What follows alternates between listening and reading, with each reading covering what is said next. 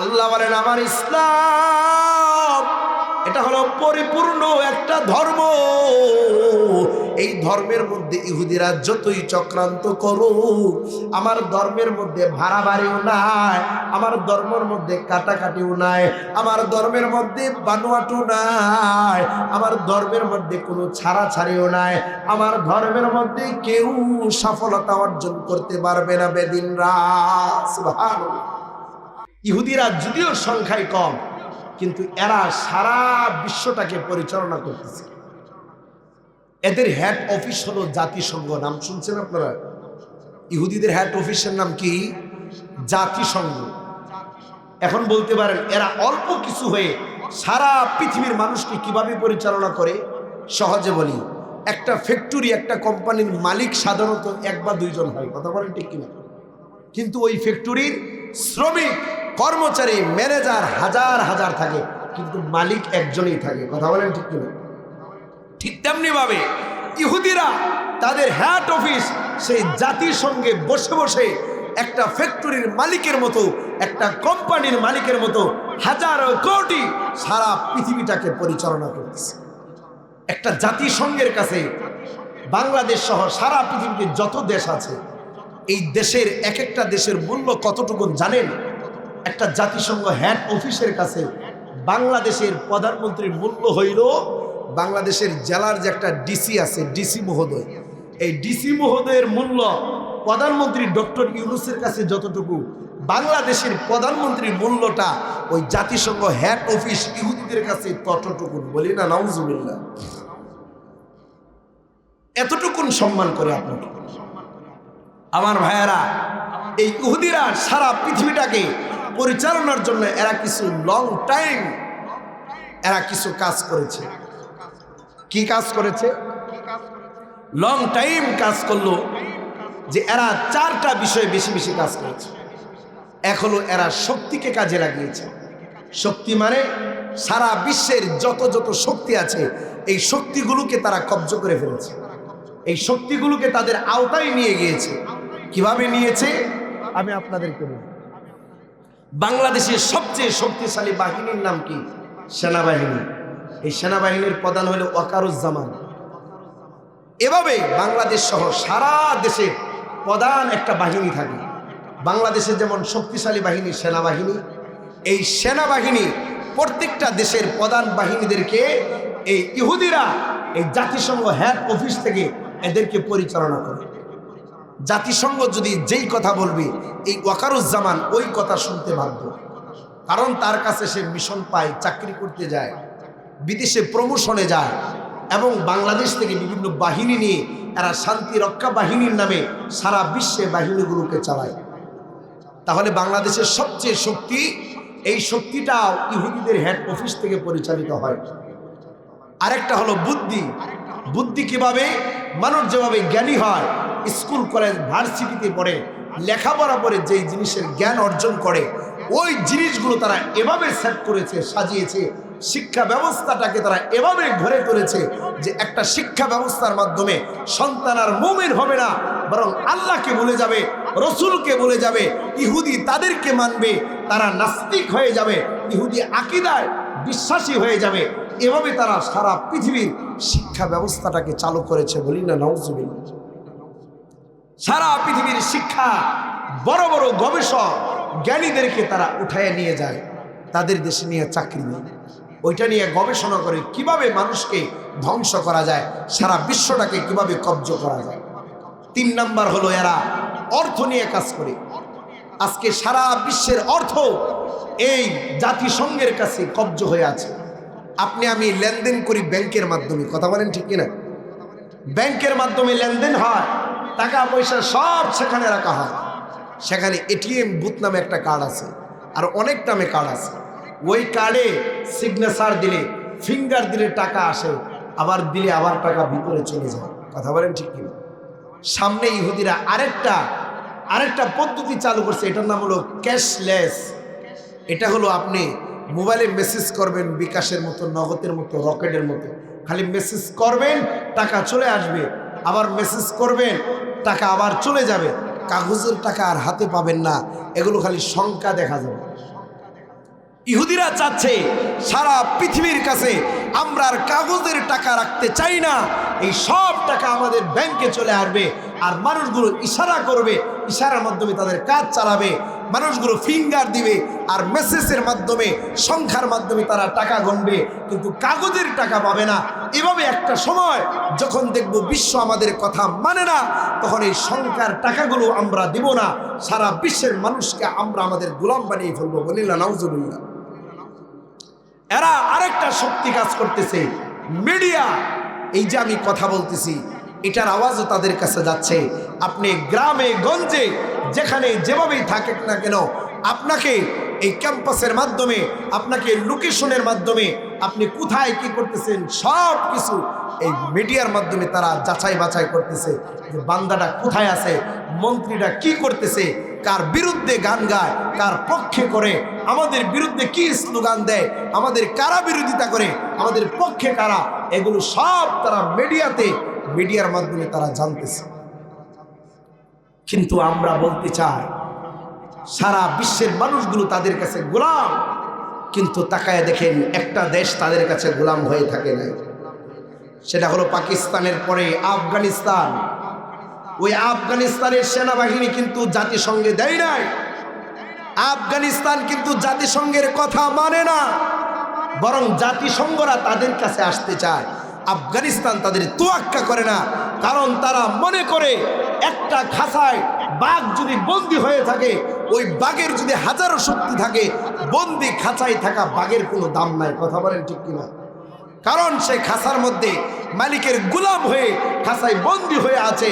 এই জন্য আমি বলতে চাই, একটা খাঁচায় বাঘ, রয়্যাল বেঙ্গল টাইগার, আপনি যতই শক্তি থাকান, আমার টাকা আছে, অর্থ আছে, ব্যাংক ব্যালেন্স আছে, আমি শিক্ষায় এতটুকু অগ্রগতি হয়েছি, আমি ডিজিটাল বাংলাদেশ গড়ে গিয়েছি, আমি তো রয়্যাল বেঙ্গল টাইগার, আমি তো সারা পৃথিবীতে এত স্থান অধিকার করেছি এই রয়্যাল বেঙ্গল টাইগার হয়ে, কিন্তু জাতিসংঘের কাছে বিড়ালের মতো, বাঘের মতো আপনি যদি খাঁচায় বন্দী থাকেন, তাদের কথায় উঠা বসা করেন, ওই বাঘের কোনো দাম নাই। প্রক্ষান্তরে যদি পাশে একটা ইঁদুরও খোলা থাকে, ওই ইঁদুর যদি খাঁচাই বন্দি নাও থাকে, একটা ইঁদুর যদি আপনার ঘরে খোলা থাকে, ওই ইঁদুরটাও কিন্তু আপনার রাতের ঘুমকে হারাম করে দেবে। কথা বলেন ঠিক কিনা? কিন্তু বন্দি থাকা বাঘের ভয় ততটুকুন নাই যতটুকুন ভয় আছে ইঁদুরের ভয়। কারণ ইঁদুর রাতের বেলা হয়তো খাবারে মুখ দিতে পারে, আছে না না? ভয় আছে না না? স্বাধীন ইঁদুরের ভয় আছে। এই জন্য আমরা বলতে চাই, আগামীর বাংলাদেশ উলামায়ে কেরাম যেদিকে আপনাদেরকে বুঝা, এটা হলো খেলাফা, এটা হলো আফগানিস্তানের মতো খেলাফা। ওই খেলাফা কারো জিনজিরে আটকে থাকা নয়, ওই খেলাফা কারো গোলামি নয়। তারা চায় সারা পৃথিবীতে মাথা উঁচু করে দাঁড়াতে, তারা চায় পৃথিবীতে কালেমার আওয়াজকে বুলন্দ করতে, সারা পৃথিবীতে আল্লাহর জমিনে আল্লাহর আইনকে বাস্তবায়ন করতে। কথা বলেন ঠিক কিনা? ওই আইন যদি চালু হয়ে যায়, জাতিসংঘের কাছে আমাদের গোলাম হয়ে থাকতে হবে না। এই জন্য আপনাদেরকে একটু মেসেজ দিতে চাই, একটু মেজেজটা নাড়াচাড়া করতে চাই। আমরা কোন আশায় বসে আছি, কাদের পিছনে দৌড়ায়, আমাদের চিন্তা থাকবে মুমিন মুসলমান আমাদের কিতাব হলো কি? আওয়াজ দিয়ে বলেন, আমাদের কিতাবের নাম কি? আমাদের কিতাবের নাম কি? আমাদের নবীর নাম কি? আমরা যদি মুসলমান হয়, আমরা সেদিকেই থাকতে হবে, বুকে কোরআন ধারণ করতে হবে, আল্লাহ এবং নবীর আদর্শ বাস্তবায়ন করতে হবে। কথা বলেন ঠিক কিনা?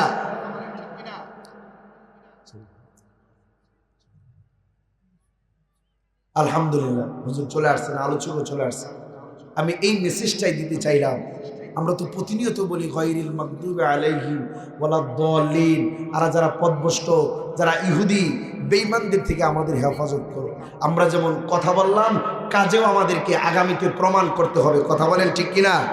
আওয়াজ দিয়ে বলেন ঠিক কিনা? আল্লাহ সকলকে কবুল করুন, বলেন আমিন। ওয়া আখিরু দাওয়ানা আনিল হামদুলিল্লাহি রাব্বিল আলামিন। আসসালামু আলাইকুম ওয়া রাহমাতুল্লাহ। হবে কার? আওয়াজ দিয়ে বলেন কার? আল্লাহ জানায়া দেয়, এ বান্দা তুমি যখন বলো আর রহমানির রহিম, আল্লাহ জবাব দেয়, তুমি তো বলেছো দয়াময় আল্লাহ, রহমানুর রহিমের প্রশংসা। আল্লাহ বলেন, আসনা আলাইয়া আব্দি এ বান্দা তুমি আমার প্রতি সানা পড়েছো, প্রশংসা করতেছো, আমি মেনে নিলাম। আল্লাহ বলেন তুমি যখন বলবা মালিক ইয়াউমিদ্দিন, এ বান্দা তোমার জবাবে আমি আল্লাহ বলি মাজ্জাদানি আব্দি। তুমি যে বললা সমস্ত দিনের মালিক আল্লাহ, আমি বললাম এ বান্দা তুমি আমার মর্যাদার প্রশংসা করেছো। সুবহানাল্লাহ।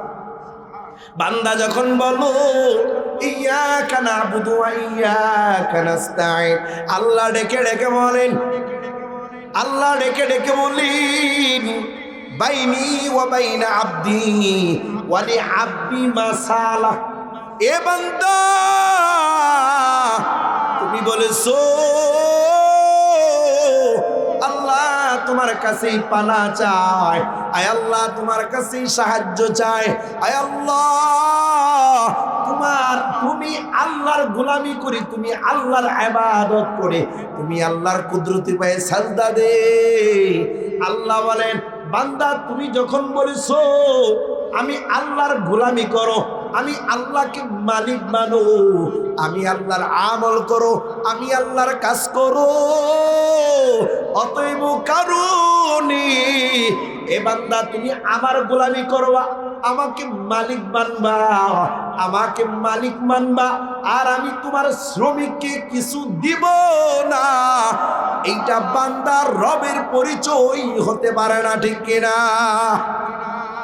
আল্লাহর গোলামি করব, সারাদিন মালিকের কৃষি খেতে কাজ করব, আর মালিক আপনাকে সন্ধ্যার সময় পারিশ্রমিক দিবে না, এটা মালিক আর শ্রমিকের কাজ হতে পারে না।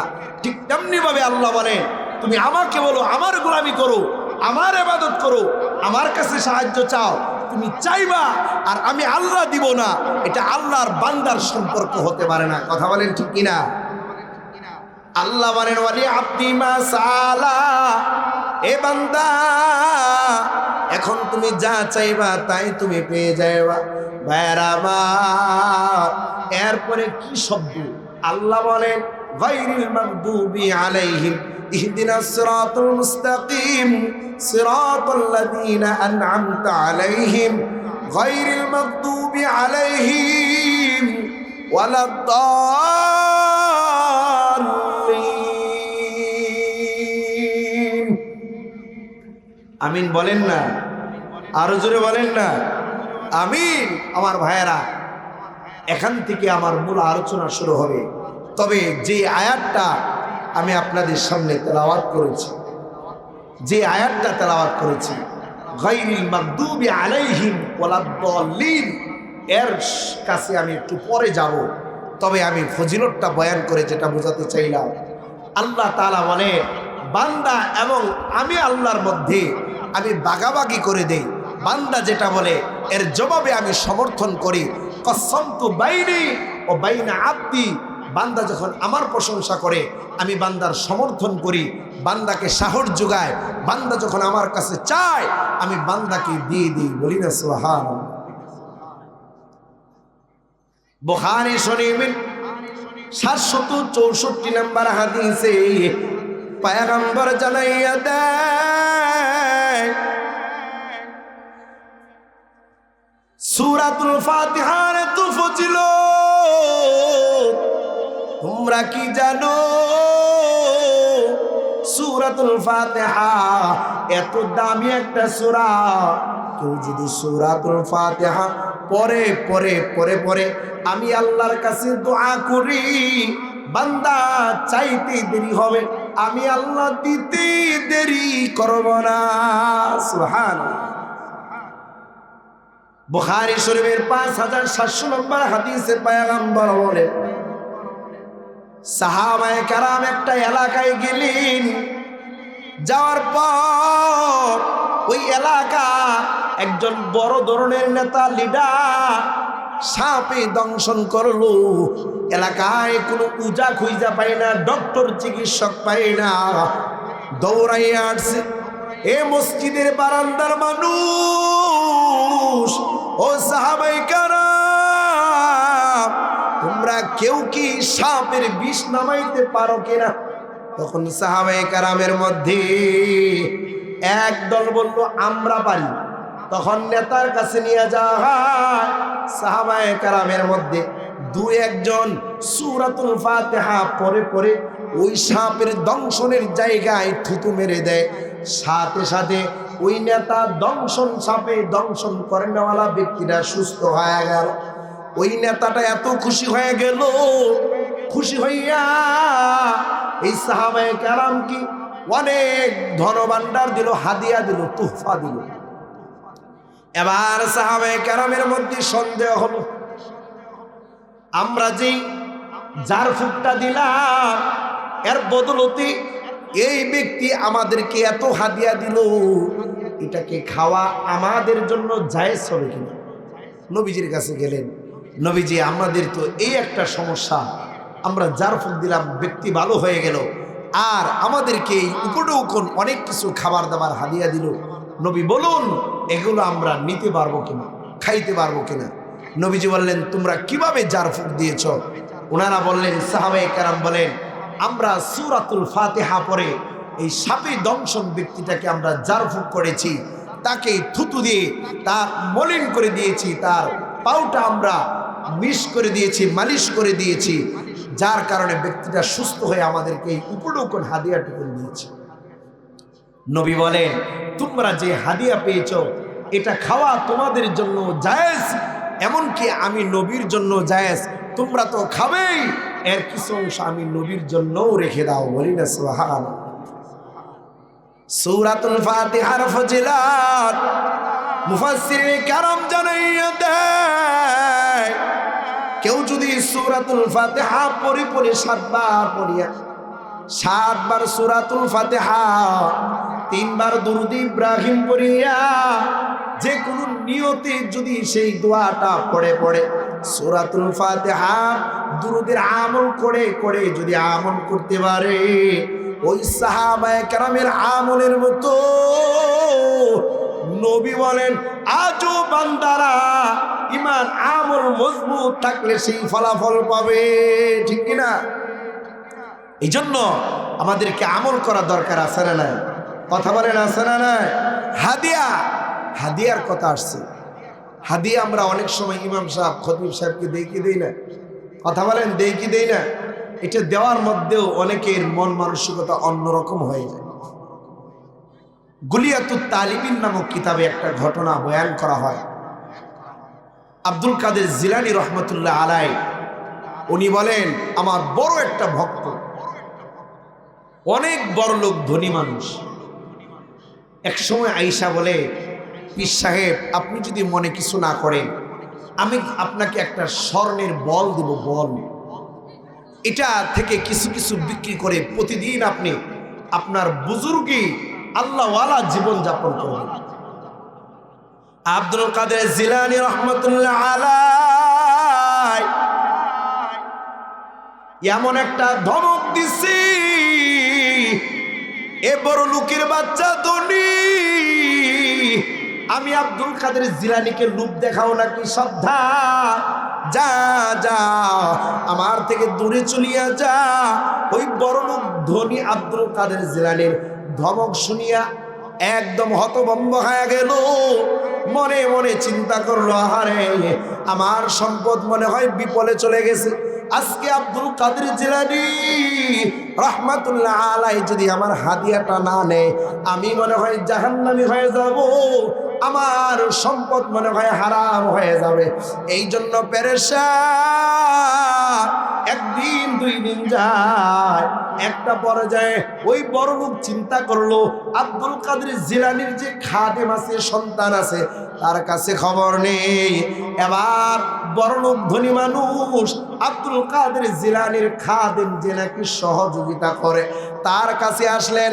আয়েশা বলেন, রে খাদিম বলো আব্দুল কাদের জিলানী রহমাতুল্লাহ আলাইহি পীর সাহেব আমার, তিনি কেমন হাদিয়া গ্রহণ করেন?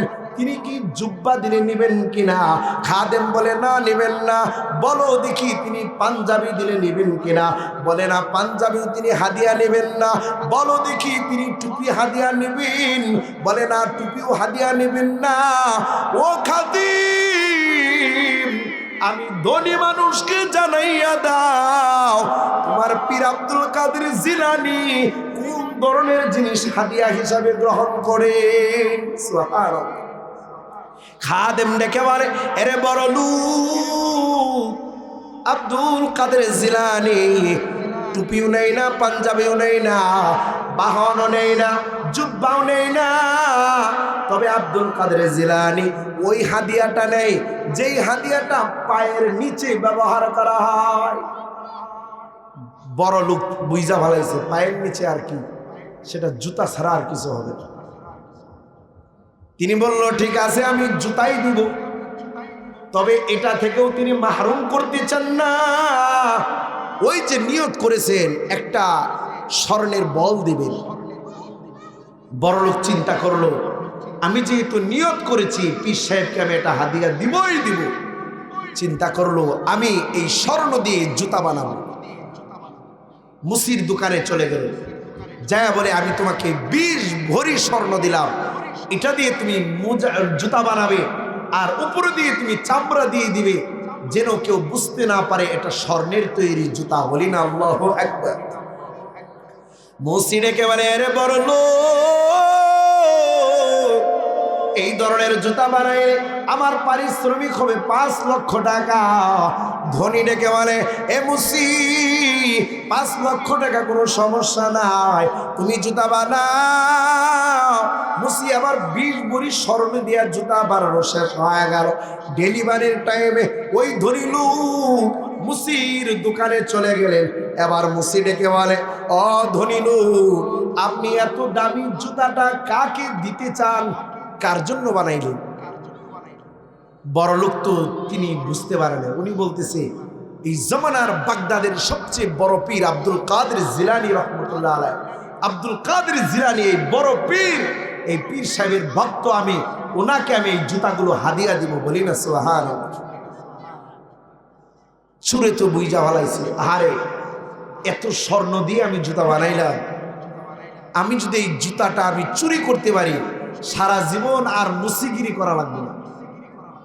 এটা হলে আমার বাপ দাদা 14 গোষ্ঠী জনমকে জনম গোষ্ঠী গোষ্ঠী আমাকে খায়াও শেষ করতে পারবে। এ বেচারা চোর চিন্তা করলো আমার মুসিগিরির কারিগর বাদ, এখন বড়লোকের পিছনে পিছনে যায়। বড়লোক আইসা পীর সাহেবকে আর দিতে পারে না, খাদেমকে গিয়ে বলছে, এই নাও তোমার পীরের জন্য জুতা দিলাম, এটা অনেক দামি, তুমি দেখে রাখবা, সাবধানে রাখবা যেন চুরি না হয়ে যায়। চোর পিছনে পিছনে আসে, বাড়িতে যাইয়া জুব্বা পড়ছে, টুপি লাগাইছে, পায়জামা পড়ছে, মানে সে লেবাস ধরছে 14 রূপী চোর। লেবাস ধরছে মুসল্লি, কিন্তু 14 রূপে কি চোর। সে এখন আব্দুল কাদের জিলানীর মুরিদ হয়ে গেছে।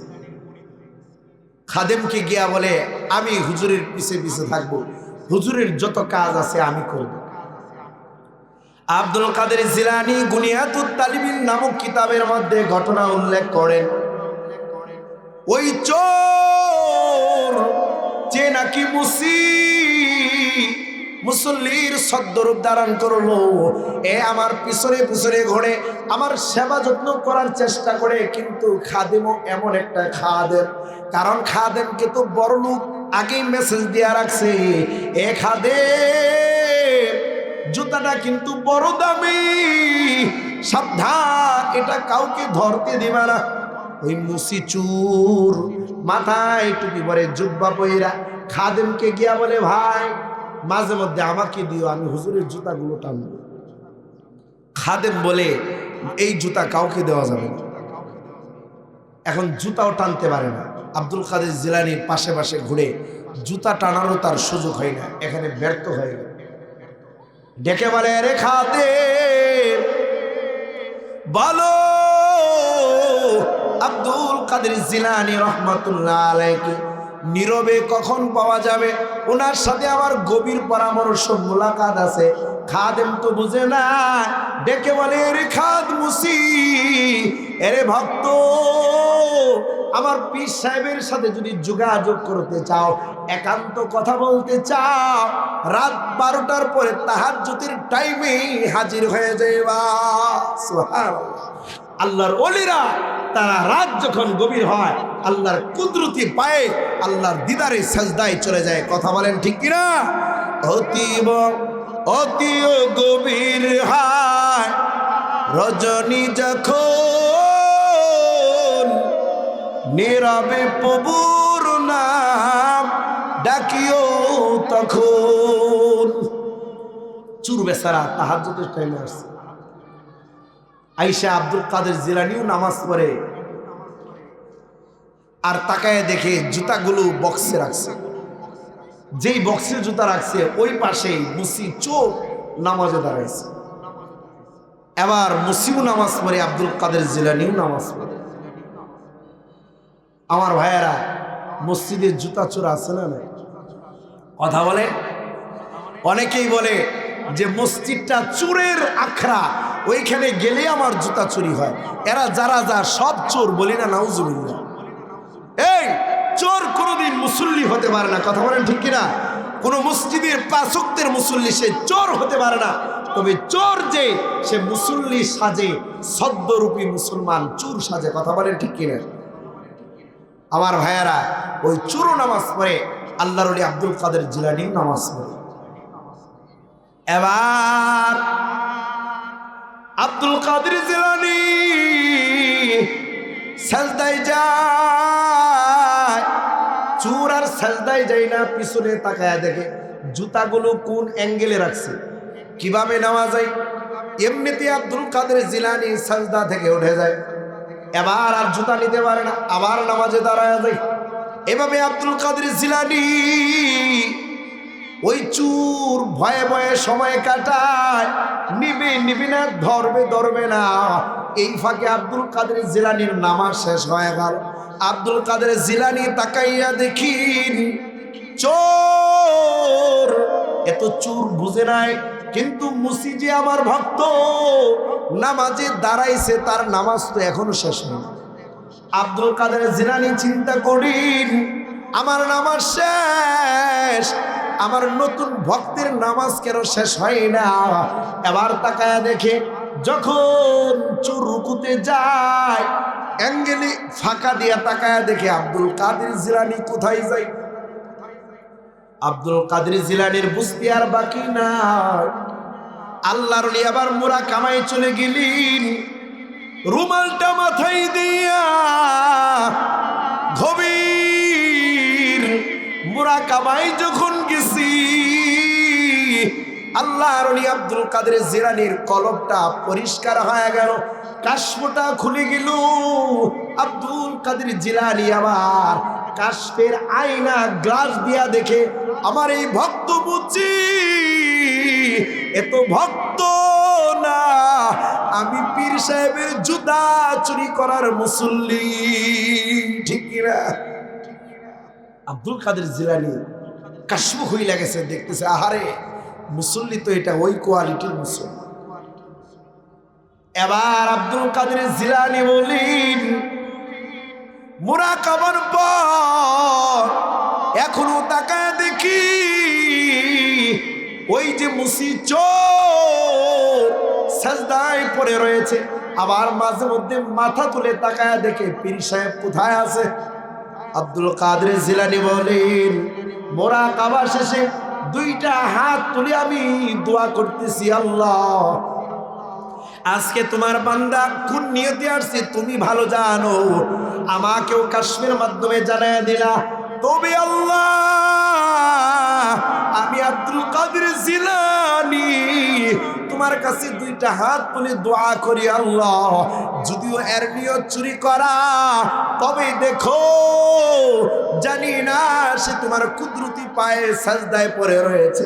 আব্দুল কাদের জিলানী তাকাইয়া দেখি চুরও বুঝতে বাকি নাই, আমাকে আব্দুল কাদের জিলানী চিনে ফেলেছে। আমি তো মুচি ভক্ত না, আমি তো জুতা চোর। এবার চোর মনে মনে বলে, আয় আল্লাহ আমি আর জীবনে আব্দুল কাদের জিলানীর জুতা চুরি করব না, আগে আমাকে বাঁচাও। আব্দুল কাদের জিলানী যখন চুরের অবস্থাটা বুঝে ফেললেন, আর আব্দুল কাদের জিলানীও চুরের জন্য দোয়া করে, আল্লাহ এই চুর তো চুরি করতে আসলো, বুঝে নাই তবে তওবার নিয়ত করেছে, কান্না করতেছি আল্লাহ আমি আব্দুল কাদের জিলানী এই চুরের পক্ষ থেকে ক্ষমা চাই। আয় আল্লাহ এই চুরকে তুমি জনমের তরে হেদায়েতের নূর দিয়া দাও। সুবহানাল্লাহ। আয় আল্লাহ এই চুরকে তুমি ক্ষমা করে দাও। আব্দুল কাদের জিলানী দোয়া করতে দেরি হয়েছে, আল্লাহ ক্ষমা করতে দেরি হয় না। চোর সাজদা থেকে উঠিয়া আব্দুল কাদের জিলানীর পায়ে পড়ে যায় আর তার এই কুকর্মের ক্ষমা চেয়ে নেয়। আব্দুল কাদের জিলানীও মাফ করে দেয়। গভীর রাতে বুনিয়াতুত তালিমিন নামক কিতাবের মধ্যে লেখা হয়, আব্দুল কাদের জিলানী তাকায়া দেখে আল্লাহর কিছু ফেরেশতা দৌড়াই আসছি আর ডেকে ডেকে বলে, আরে আব্দুল কাদের আপনি জলদি করিয়া বলিন, আমাদের একজন আবদাল প্রয়োজন। অমুক এলাকায় আল্লাহর একজন আবদাল ইবাদতকারী আল্লাহর নিকট বান্দা, আল্লাহর একজন প্রিয় বান্দা মারা গিয়েছে, 40-এর কুঠা শূন্য হয়ে গেছে। মুফাসসিরিনে কেরাম বলেন পৃথিবীটাকে আল্লাহ তাআলা 40 জন আবদাল এই আল্লাহর নৈকট্যকারী বান্দার মাধ্যমে পৃথিবীটাকে আল্লাহ টিকিয়ে রেখেছেন। বলি না সুবহানাল্লাহ। ওই রাত্রে একজন আবদাল মারা গেল আর আল্লাহর ফেরেশতারা আব্দুল কাদের জিলানীর কাছে এসে বলে, আপনি তাড়াতাড়ি একজন আবদালের নাম বলেন, আমরা এই 40-এর শূন্য কোঠায় রাখতে চাই, যদি আমরা না রাখতে পারি হয়তো আল্লাহ পৃথিবীটাকে ধ্বংস করে দিবে। আব্দুল কাদের জিলানী বলেন, এর ফেরেশতারা চিন্তা কোনো কারণ নাই, ওই যে তাকাইয়া দে মসজিদের কোনায় কে জানি বসে রয়েছে। এবার ওই বান্দারা তাকায়া দেখে দাড়ি চাচা, মাথায় টুপি, সাধারণ একজন মানুষ। ও আব্দুল কাদের জিলানী দেখতে দেখা যায় একজন গুনাহগার বান্দা। আব্দুল কাদের জিলানী বলেন, আজকে রাত্রি বান্দাকে আল্লাহ এত পরিমাণ ক্ষমা করেছেন, পৃথিবীর বুকে 40তম আবদাল আল্লাহ এই চুর মুসিকে আল্লাহ বানাইছেন। আল্লাহ তওবা কবুল করার মালিক, কথা বলেন ঠিক কিনা? এখনো সে আল্লাহ আছে না নাই? আরো জোরে বলেন আছে না নাই? চোর চুরি করতে যাইয়া আল্লাহর ওলির দোয়ার বরকতে হেদায়েত পেয়ে গেল আর 40-এর কোটায় আবদালের নাম পরিবর্তন হয়ে গেল। একেই বলে আল্লাহর কাছে যদি কান্না করতে পারে আল্লাহ কাউকে ফেরায় না। কথা বলেন ঠিক কিনা? ভাইয়ারা আমার, এবার আসেন খুব সংক্ষেপে আমাদের হুজুর আসার আগ পর্যন্ত বলি, গায়রিল মাগদুবি আলাইহিম ওয়ালাদ-দাল্লিন। আমরা বলি কি আর করি কি? বলি কি আর করি কি? কথার সাথে কাজের কি নাই? ঠিক নাই। তর্জমাটা সংক্ষেপে বলি। আমরা বলি আল্লাহ ইহুদি বেদিন যারা আছে, মাগদুব যারা তোমার অভিশপ্ত বান্দা, গায়রিল মাগদুবি আলাইহিম ওয়ালাদ-দাল্লিন যারা পথভ্রষ্ট বিজাতি ইহুদি, এদের থেকে আমাদেরকে রক্ষা করো, এদের দলে আমাদেরকে পরিচালিত করো না। প্রতিনিয়ত 5 ওয়াক্ত নামাজে প্রত্যেক রাকাতে আমরা এই কথা বলি, কিন্তু কাজে কোনটা করি? কথা বলি ঠিক, কিন্তু কাজে ঠিকই তাদের অনুসরণ করি। এখানে আমি আপনাদের একটু চিন্তার শক্তি একটু পরিবর্তন করতে চাই। সেটা হলো, আপনি সারাদিন একটা চিন্তা নিয়ে ঘুমাইলেন, স্বপ্ন দেখলেন, ফাসাউফা তারা ইদান কাশাফাল গোবার আফারাসুন তাহতা রিজলিকাম হিমার। সারা চিন্তা করলেন আমি তো ঘোড়ার উপর সোয়ার হয়েছি। বিশাল স্বপ্ন দেখেছেন, মধুপুর থেকে টাঙ্গাইল গেছেন, টাঙ্গাইল থেকে ঢাকা চলে গেছেন, ঘোড়াই সোয়ার হয়েছে। ফজর ভোরে তাকায় দেখেন বিছানায় শুয়ে আছেন, ঘরের দরজায় গাদা বান্ধা আছে। তার মানে স্বপ্নে দেখলেন একটা, সকালে ওইটা দেখেন আরেকটা। আমাদের অবস্থাটাই এমন, আমরা বলি একটা, করি আরেকটা। কি করি? মনে রাখবেন, সেই গায়রিল মাগদুবি আলাইহিম ওয়ালাদ দাল্লিন কারা, আমি সহজে আপনাদেরকে বলি। আল্লাহর নবী থেকে শুরু করে সাহাবায়ে কেরাম পর্যন্ত দেশ পরিচালনা করেছেন 1000 বছর। কত বছর? এই 1000 বছরে দুইটা দল সবচেয়ে বড় জাতি ছিল, দুইটা জাতি। একটার নাম হলো ইহুদি, আরেকটার নাম হলো খ্রিস্টান। নাম কি বলেন? ইহুদি, আরেকটা কি? খ্রিস্টান। এই ইহুদিরা খ্রিস্টান জাতির মাধ্যমে এরা নির্যাতন, নিপীড়ন, অত্যাচার, জুলুমের শিকার হইত। ইহুদিরা সবসময় 1000 বছর খ্রিস্টানদের কাছে মাজলুম ছিল। কি ছিল? মাজলুম ছিল। মুসলমান কখনো ইহুদিদেরকে মারে নাই, তাদেরকে গালিও দেয় নাই। খ্রিস্টানদের দ্বারা এরা অত্যাচারিত হতো। কেন? কয় খ্রিস্টানদের সাথে তাদের একটা আকীদার অমিল ছিল। এরা কি করত? এই ইহুদিরা খ্রিস্টানদের নবী ঈসা আলাইহিস সালামকে কি বলে জানেন? কয় ঈসা হলো জারজ সন্তান। বলি না নাউজুবিল্লাহ। তারা ঈসা আলাইহিস সালামের আম্মা জান হযরত মারিয়াম, উনাকে বলে জিনাকারী মহিলা। আচ্ছা, বুঝে থাকলে বলুন, একটা ধর্মের নবী আর একটা ধর্মের নবীর মা জননীকে যদি আরেকটা ধর্মের লোকে গালি দেয়, ওই ধর্মের লোকেরা কি তাদেরকে আদর করবে? কথা বলেন। আমরা মুসলমান, আমাদের নবীকে কেউ যদি গালি দেয়, দেহে 1 ফোঁটা রক্ত থাকতে আমরা তাকে ছাড় দিব না। কথা বলেন ঠিক কিনা? এই জন্য আমার ভাইয়েরা, এই দীর্ঘ 1000 বছর খ্রিস্টানরা এই দুইটা আকীদার কারণে ইহুদিদেরকে অত্যাচার করেছে। এরা মাজলুমের শিকার ছিল, কিন্তু মুসলমান তাদেরকে অত্যাচার করে নাই। মুসলমানদের অত্যাচার না করার কারণে এই সুযোগে তারা একটা কৌশল অবলম্বন করেছে। 1000 বছরে তারা চেয়েছে আমরা খ্রিস্টান এবং মুসলমানের মধ্যে কিভাবে তাদের রূপ ধারণ করে আমাদের মিশনকে পরিচালনা করতে হবে। এই জন্য খ্রিস্টানদের মধ্যে একটা দল গঠন করেছে, এটার নাম হলো প্রটেস্টান। নাম কি? প্রটেস্টান। খ্রিস্টানদের দুইটা গ্রুপ, এক হলো ক্যাথলিক, আরেকটা হলো কি? প্রটেস্টান। এই প্রটেস্টান মূলত খ্রিস্টান না, এরা হলো ইহুদিদের একটা মিশন। এই প্রটেস্টান নামে ইহুদিরা এত কাজ করেছে খ্রিস্টানদের মধ্যে, বর্তমানে খ্রিস্টানদের মধ্যে প্রটেস্টান এই গ্রুপের এই মানুষগুলো সবচেয়ে বেশি। পৃথিবীতে প্রায় পৌনে 200 কোটি খ্রিস্টান আছে, আর ইহুদিরা আছে মাত্র কয়েক কোটি। এখন বলতে পারেন যে হুজুর, ইহুদিরা এত কম কেন? ইহুদিদের আকীদা হলো, কেউ যদি ইহুদি হতে চায়, জন্মসূত্রে পৈতৃক সূত্রে ইহুদি হতে হবে। অন্য ধর্ম থেকে মুরতাদ হইয়া নিজেকে ইহুদি দাবি করবে, সে ইহুদি হতে পারবে। যার কারণে মূল ইহুদি যারা, এরা পৃথিবীতে কয়েক কোটি আছে। কিন্তু প্রটেস্টান ইহুদি নামদারি যারা, খ্রিস্টান নামদারি প্রটেস্টান, এরা কিন্তু প্রায় 200 কোটির উপরে। আর মুসলমান হলো মাত্র 250 কোটি, এরকম কিছু বর্ণনা পাওয়া যায়। আবার এরা তো খ্রিস্টানদের মধ্যে ইহুদিরা যে গ্রুপে কাজ করলো, এটার নাম হলো প্রটেস্টান। মুসলমানদের মধ্যে মুসলমান রূপ ধারণ করে ইহুদিরা আরেকটা লোকের মাধ্যমে কাজ করলো। আপনারা জানেন, নবীজির জামানার আগেও ছিল আব্দুল্লাহ ইবনে সাবা। নাম কি? আব্দুল্লাহ ইবনে সাবা।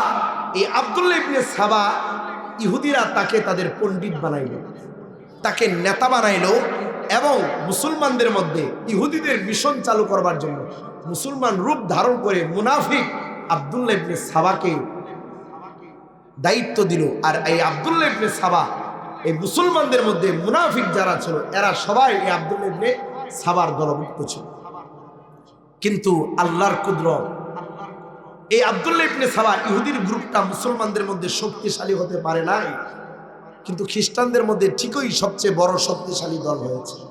মুসলমানদের মধ্যে কেন ইহুদিদের এই মিশন কেন সাকসেস হতে পারে নাই? এর কারণ হলো, আল্লাহ বলেন, ইন্না নাহনু নাযালনা যিকরা ওয়া ইন্না লাহাফিজুন।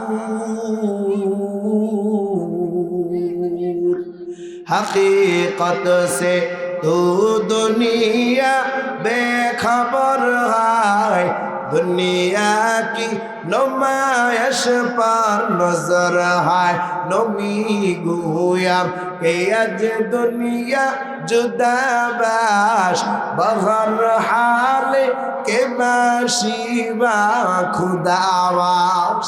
আল্লাহ বলেন আমার ইসলাম এটা হলো পরিপূর্ণ একটা ধর্ম।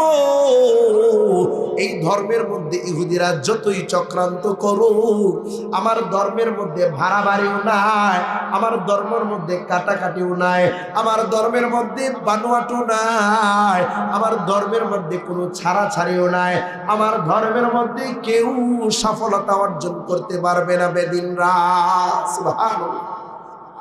আল্লাহ হেফাজত করবেন আমাদের ধর্মকে।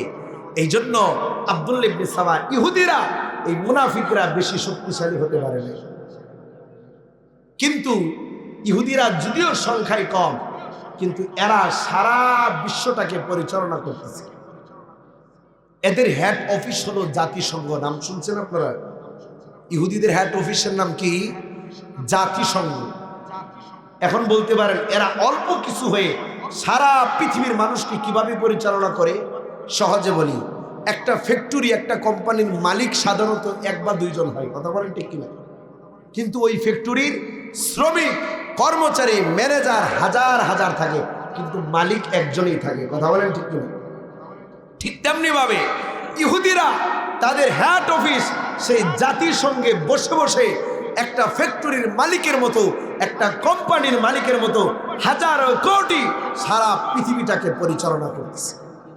একটা জাতিসংঘের কাছে বাংলাদেশ সহ সারা পৃথিবীতে যত দেশ আছে, এই দেশের এক একটা দেশের মূল্য কতটুকু জানেন?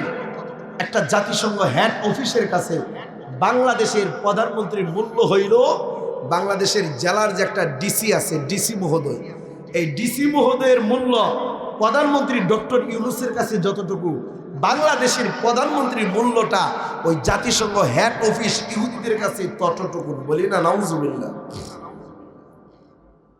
এতটুকুন সম্মান করে আপনাকে। আমার ভাইয়েরা, এই ইহুদিরা সারা পৃথিবীটাকে পরিচালনার জন্য এরা কিছু লং টাইম এরা কিছু কাজ করেছে। কি কাজ করেছে? লং টাইম কাজ করলো যে এরা চারটা বিষয়ে বেশি বেশি কাজ করেছে। এক হলো এরা শক্তিকে কাজে লাগিয়েছে। শক্তি মানে সারা বিশ্বের যত যত শক্তি আছে, এই শক্তিগুলোকে তারা কব্জ করে ফেলেছে, এই শক্তিগুলোকে তাদের আওতায় নিয়ে গিয়েছে। কিভাবে নিয়েছে আমি আপনাদেরকে বলি। বাংলাদেশের সবচেয়ে শক্তিশালী বাহিনীর নাম কি? সেনাবাহিনী। এই সেনাবাহিনীর প্রধান হলো ওয়াকারুজ্জামান। এভাবে বাংলাদেশ সহ সারা দেশে প্রধান একটা বাহিনী থাকে। বাংলাদেশে যেমন শক্তিশালী বাহিনী সেনাবাহিনী, এই সেনাবাহিনী প্রত্যেকটা দেশের প্রধান বাহিনীদেরকে এই ইহুদিরা এই জাতিসংঘ হেড অফিস থেকে এদেরকে পরিচালনা করে। জাতিসংঘ যদি যেই কথা বলবে, এই ওয়াকারুজ্জামান ওই কথা শুনতে বাধ্য। কারণ তার কাছে সে মিশন পায়, চাকরি করতে যায়, বিদেশে প্রমোশনে যায়, এবং বাংলাদেশ থেকে বিভিন্ন বাহিনী নিয়ে এরা শান্তি রক্ষা বাহিনীর নামে সারা বিশ্বে বাহিনীগুলোকে চালায়। তাহলে বাংলাদেশের সবচেয়ে শক্তি, এই শক্তিটাও ইহুদিদের হেড অফিস থেকে পরিচালিত হয়। আরেকটা হলো বুদ্ধি। বুদ্ধি কিভাবে?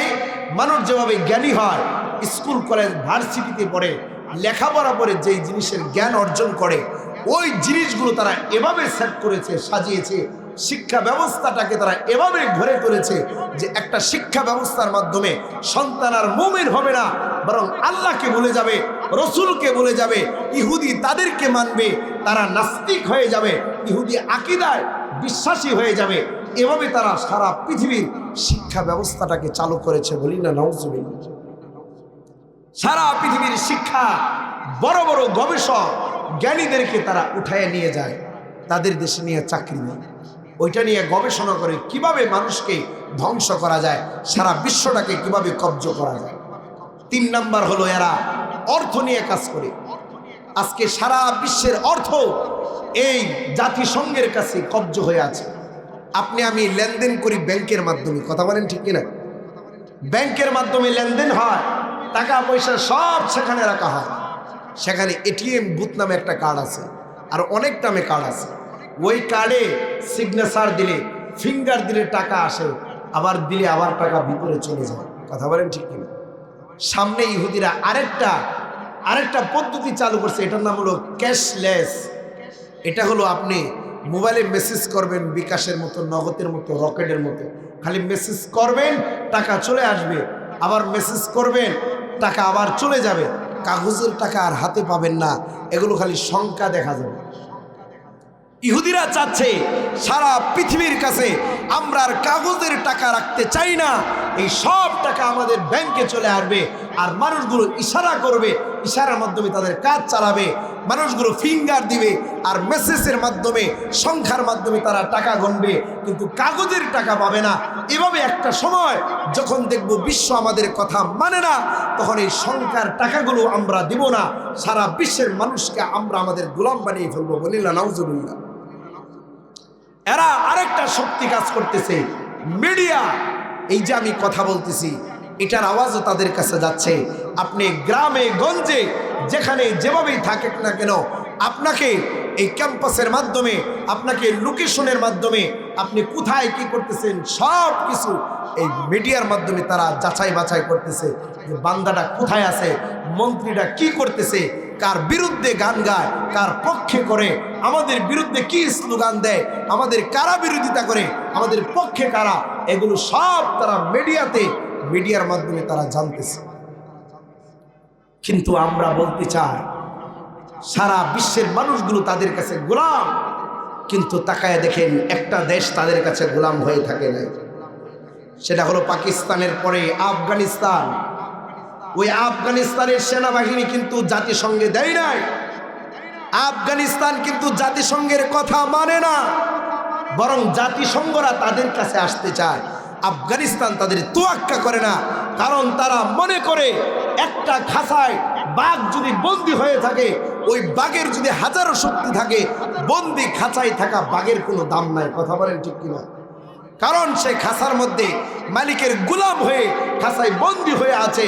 এই জন্য আমি বলতে চাই, একটা খাঁচায় বাঘ, রয়্যাল বেঙ্গল টাইগার, আপনি যতই শক্তি থাকান, আমার টাকা আছে, অর্থ আছে, ব্যাংক ব্যালেন্স আছে, আমি শিক্ষায় এতদূর অগ্রগতি হয়েছি, আমি ডিজিটাল বাংলাদেশ গড়ে গিয়েছি, আমি তো রয়্যাল বেঙ্গল টাইগার, আমি তো সারা পৃথিবীতে এত স্থান অধিকার করেছি এই রয়্যাল বেঙ্গল টাইগার হয়ে, কিন্তু জাতিসংঘের কাছে বিড়ালের মতো, বাঘের মতো আপনি যদি খাঁচাই বন্দী থাকেন, তাদের কথায় উঠা বসা করেন, ওই বাঘের কোনো দাম নাই।